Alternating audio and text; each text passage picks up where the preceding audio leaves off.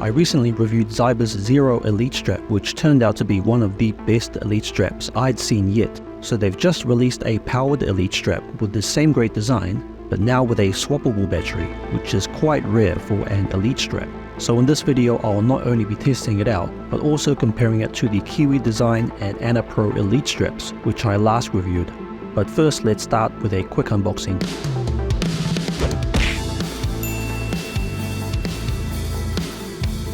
In the box you'll find the manual, the rear power unit which has a well padded cushion and a very grippy texture,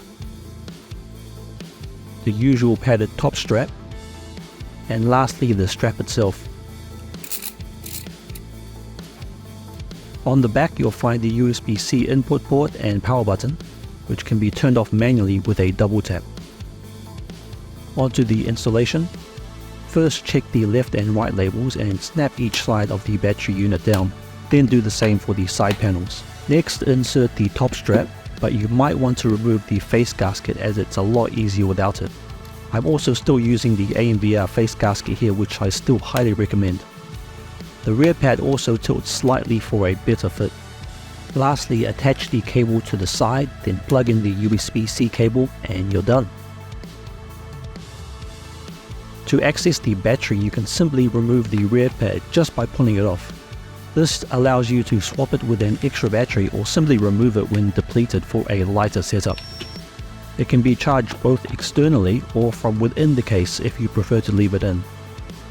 Like most Elite straps, this keeps the entire headset rigid and feels more comfortable than the default elastic strap, as you don't need to apply as much pressure to your face to keep it steady. Unlike every other Elite strap I've seen, the lock position isn't straight but slightly lower by about 10 degrees, which may sound small, but it does make a big difference as it's a lot more secure on your head in this position. Most fixed and swappable batteries are towards the back of the strap, but this is right under the rear cushion. The advantage of this is that it places the weight of the battery closer to your head, which means a more balanced center of gravity. The further the battery is from your head, the more force there is to swing the back end of the headset around. So this effectively reduces the pseudo weight, which makes the headset feel a lot more balanced and less noticeable when moving around. A great example of this principle is the Quest 3 itself, which feels a lot lighter than the Quest 2, despite being the same weight due to the small form factor. A wide open space, 2 guns, lots of bad guys. Sounds like a party. The battery capacity is 6000 mAh, so it is a pinch smaller than the Kiwi designed Elite and Annapro, which are 6400 and 6500 respectively. For my battery tests, I play on PCVR using virtual desktop over Wi-Fi 6 at 170 megabits. The Zyber battery charges my Quest 3 from 10 to 40% in just under 1.5 hours. And with the Quest 3 battery back to 40%, I'm left with roughly another 1.3 to 1.5 hours. So in total, the Zyber adds around 3.5 to 4 hours of playtime. The battery also beeps twice when it's down to the last quarter, so you do get a heads up.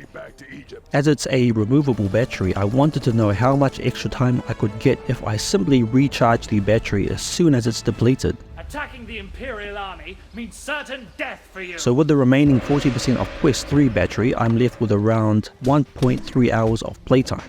So in that time I can charge the Zyber battery up to about 3/4, which equates to another hour of playtime once you reattach it to the Quest. So in total you can bump up your playtime to about 4.5 to 5 hours. But of course it's a lot easier to just simply buy another battery to keep on standby. It's also important to note that I get much faster charging up to 15 watts if I use a PD or a QC 3.0 charger, which charges the Zyber battery up to 15 watts, whereas the Quest 3 charger only charges it at around 8 watts, despite being able to charge the Quest 3 at 15 watts. So the final question is, which of the 3 powered Elite straps do I recommend out of the Kiwi design, Annapro and Zyber? The Kiwi design and Annapro straps both have similar battery life, but the perfect fit and improved form factor make the Annapro my winning Elite strap. However, the fixed battery does limit playtime. The Zyber also has great mobility, especially with the battery position, And with the hot swappable battery, you can potentially double your playtime with a second battery. So it really comes down to how much playtime is enough for you to decide, but you really can't go wrong with either of these as they both work great. The price is currently $55 US, which is very reasonable for what you get.